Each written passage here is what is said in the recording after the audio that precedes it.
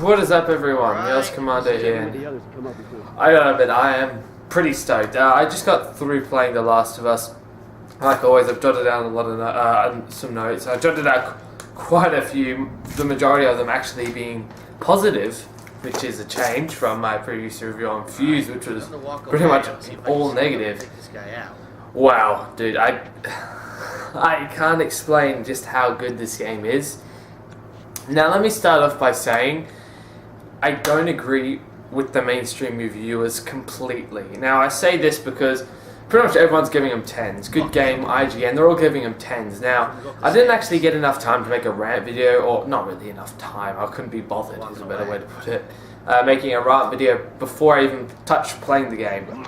But I decided just to skip that, because I was starting to run out of a bit of time, and I wanted to make sure that I was able to, you know, go to bed really early so I can get up for the midnight release, go down, go get it, come back, and just get straight to it. Anyway, so I didn't get enough time to do this rant video, but what I really wanted to express was just how I don't agree completely with what they were saying. A lot of them are saying that this game was amazing, it has no flaws, it's pitch perfect, better than... It's the best game on the PS3, to put it as Colin Moriarty said from IGN. I don't think that.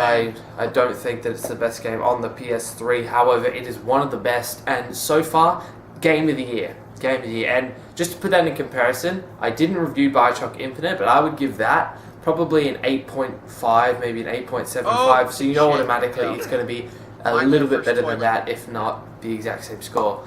So the duck walk. I'm going to tell you straight up, it's not a 10. I'm going to get into the details of the game first of all. Now, The Last of Us is about these two people, Ellie and Joel. Mainly about Joel, however, and Ellie's more of a character that you sort of grow to love. She's sort of this on the side, and she becomes a main part of the story and drives it. It picks up the introduction, by the way, probably one of the top 3 best introductions of all time. My brother, who's actually a huge Call of Duty fan, he's played the 2 Black Opses and Modern Warfare. That's all he plays. He's not even a real gamer, but he plays that like once every week or so. He played this introduction. He was fucking crying during the end of it. He loved it. I loved it. I was crying. I was fully in tears at the end of it. I'm not going to spoil, but the introduction was heart pumping. Now, the ending was a little different. I'm just gonna give my reactions on it. I didn't exactly cry, but I stopped during the credits, and I literally just took a minute and brought it all in, because there's so much that happens during that last segment, and you just try and think to yourself, is that what you would do in that situation? Would you do this? Or would you do the better way of doing it? I'm not going to spoil it, but if you've played the game or seen the ending, you'll understand what I mean. Like, it really just was mind-boggling. The ending was, oh my god, dude, I can't think straight at the moment. So that's all I'm going to go in detail with this story. Is that I give a vague description of it always. I don't really try and even touch it sometimes, because I don't really like telling you about that. I like telling you, a review is more my thoughts on what I think the game is and what it should be rated, not a brief description or summary of what the game is or the introduction. So anyway, I'm going to head up straight into the notes. Start from the top. This is one that I was actually getting really frustrated with towards about the 3/4 of the way through the game, when the big infected start to come in. You can't roll, and I'm jumping in this quite fast, but a big part of it is when you're being chased by these clickers, when you're being attacked by these things called the bloaters, you can't roll in the game, which makes it incredibly frustrating, especially with the clickers. Because, for example, one of the runners would attach to me. I'd press square, get him off, and as soon as I pushed him off, a clicker would attack me, and I'd be dead instantly. It really sucked, and I think the game would be a lot better and a lot easier to control the gameplay and killing and etc. with the zombies. Mainly with the zombies. I didn't find that I really wanted a roll feature with the humans versus the humans, but mainly with the infected, I really wanted a roll system. So I wish that they take that into account if they're going to make a sequel, which I'm a little bit certain that they will. I know that's probably spoiled a little bit of the ending. Oh well, I can't think straight at the moment. This one really bugged me at the very start of the campaign. I generally got lost during the rest of it, but the intro was great, smack bang, and then we started off. The mission objectives felt incredibly tiresome and drawn out. Literally, the entire game is an A to B. You start off, even the introduction, the infected have broken out, A to B, get there. Then, you 20 years later, Joel, whatever, get here to B with Ellie. It's really tiresome, the objectives, and they go for so long. Like, a lot of them is just, I move this car here to there. That'll take you about an hour and a half, shoot some zombies, walk around, enjoy the atmosphere. Alright, that objective's done. Well done. Another, maybe like a 5-second objective. Now, A to B again. It just really got tiresome for me during the start of it. But again, like I said, I got lost in it at the, later on. I just forgot about it completely. So it does, if you get drawn in with the atmosphere, you might get taken away with it. Let's see here. This one was a bug that's going around. This annoyed me during one section of the game. Straight when you're going to meet Joel's brother, Tommy, I think his name is. I got there and then I went to bed. It was like it was late and I just got tired. That was around halfway through the game. Anyway, I pressed start and I couldn't save it. The autosaves were all you were saying autosave saving or something like that during all of them. So I just assumed, alright, let's leave that. I'll just leave and maybe tomorrow I'll jump back in. I restarted as soon as I jumped in. 3 hours after the campaign. I was like, fuck, man. Oh, you gotta be joking. And it really bugged me. I'm pretty sure they'll get that fixed though. But again, you need to fix that indefinitely. Fix that right now. Oh, I don't want that when I'm playing through the game and I'm insane to get the trophies. The checkpoints were really quite weird, to be honest. There were some checkpoints which I died, and I go back, like if there was like waves of them, like I get about 2 or 3 waves, I'd restart all the way from the start of the waves, and I'm like, fuck, I need to do all that again, man. And sometimes I would be up to like the last or second last zombie. I'd be in attack with him or whatever. Maybe, I don't know, something would happen where there's like 1 or 2, maybe even 3 zombies left. I'd die. And I'd restart from pretending as if I've already killed those zombies. Oh, infected, sorry.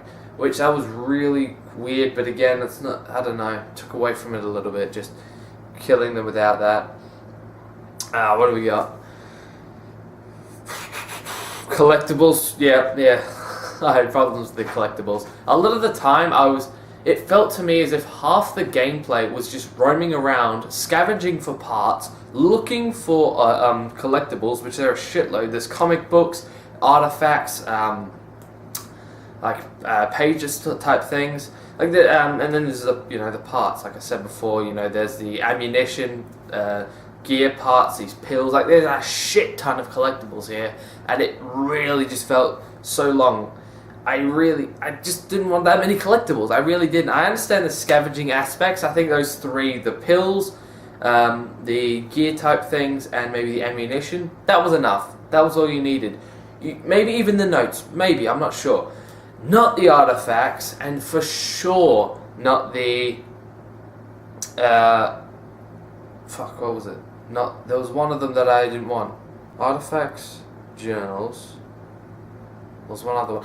Oh no! These were quite special. It's the artifacts that I didn't want. These ones were like these sort of booklet type things, which give you special abilities. Like I think they call them like training manuals or something. They were quite helpful actually. I found them. They were probably the one of those out of the artifacts and journals I actually found useful. They actually did something, improved your weapon radius when you threw a grenade, like increased damage, increased.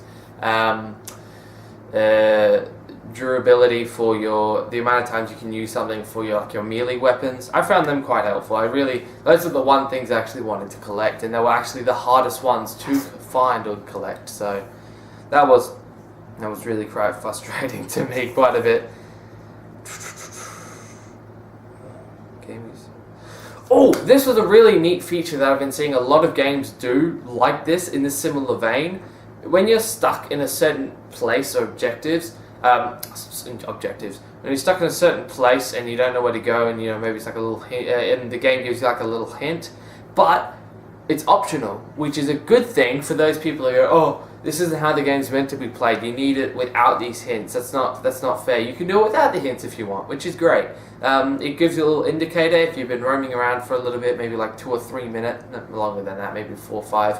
It gives you an optional objective to press L3, and it'll show you like a waypoint to where you're meant to go. It won't specifically tell you what to do, but it will give you a direction to where to go. And pardon me, which was very helpful. I actually really enjoyed that. There was about 2 or 3 stages, which was like, fuck, where do I go? And then the waypoint showed up, which was really good. The characters towards the end of the game, you switch to Ellie. That's not a spoiler. Trust me, it's not a spoiler. Everyone knew it was going to switch to Ellie. But what happens is you switch to Ellie, and during the game, you definitely feel a difference in comparison to Joel. Joel feels like a lot tougher, stronger, and more durable person to control. Like, he has more health. You really feel when he hits someone, they generally get stunned and walk back. Whereas with Ellie, you knife them and they still hit you. So it's I just went like this. You can definitely feel it. And she definitely feels a lot more weak with less health, and overall just more fragile. So I really like. Did I like it actually? Yeah, it did. I don't know actually. That's about a medium one. It definitely helped with the atmosphere to make you feel like these were different characters, but at the same time, I definitely enjoyed playing Joel more than I did Ellie. Way more. And of course, they pick Ellie to be the one who has to kill waves and waves of infected, which I didn't like at all. This is okay. For you graphics fanatics, I'm not one of them. I'm really not a big graphics fanatic, but if you're one of those people who fucking flips your arms out and goes, oh, these are the best graphics ever, then you may get some level of enjoyment out of the not level of enjoyment, you might enjoy the graphics. To me, the cutscenes looked amazing. You could definitely see the textures and the glittering effects and the color paint, but in gameplay, they definitely felt a little bit lacking in comparison to the cutscenes. You could really tell the difference between when it was a cutscene and when they switched. So pretty much when you saw that switch, you know that it's going to be either a quick time event mid-cutscene or something would happen, which pretty much gave it away. But again, the graphics fanatics may enjoy them, I'm not sure. It's definitely not one of the best graphics I've ever seen, but still good enough to play through the game, I thought. But this was a one that actually I saw Colin Moriarty point out from IGN again. I mentioned it previously. I'm not sure if you heard me say, but during some of the cutscenes and parts of the game, they really just make you stop and just take everything in at what just happened.